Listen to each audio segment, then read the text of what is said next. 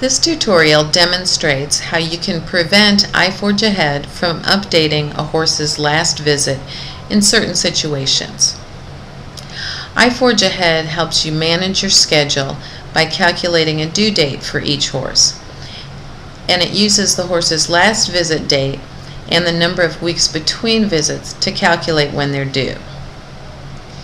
Normally, the last visit date for a horse is updated whenever an invoice containing that horse is finalized, and usually that's exactly what you want to happen.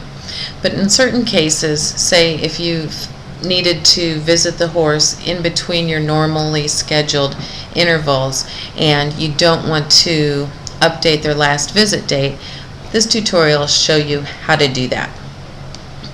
The first option is directly from the invoice itself. And I'm going to go into an invoice now that I've already started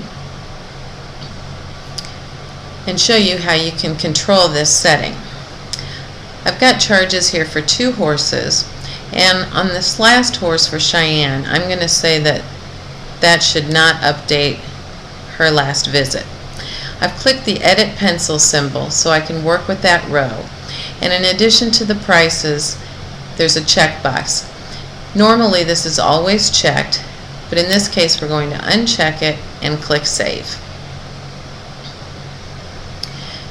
Now the invoice will indicate that by putting a little star next to her name, and there's an explanation to remind you what that means below the invoice charges. Now just a reminder on this page that if you have multiple lines for the same horse, such as Montana, and you don't want that horse's date to be updated, you'll have to set that, uncheck that box for each row containing that horse. Now there is one other option I'd like to show you in case you have billable items that should always have no impact on a horse's last visit date. Let's go into Settings and I'll show you an example of that. From Settings, we'll click Products and Services, and you'll notice in your Products and Services list there's a column that says Updates Last Visit. So if you have a specific item you charge for that you normally will not have it affect the horse's last visit date, you can set that default here. For example, let's go down to this one, Replace Lost Shoe. And I'm just going to edit it with the pencil symbol.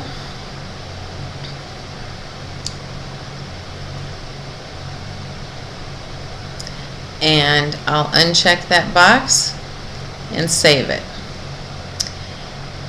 And now what will happen is that whenever that item is brought into an invoice as a charge, that flag is automatically set as unchecked. That concludes this tutorial. Thanks for choosing iForgeAhead.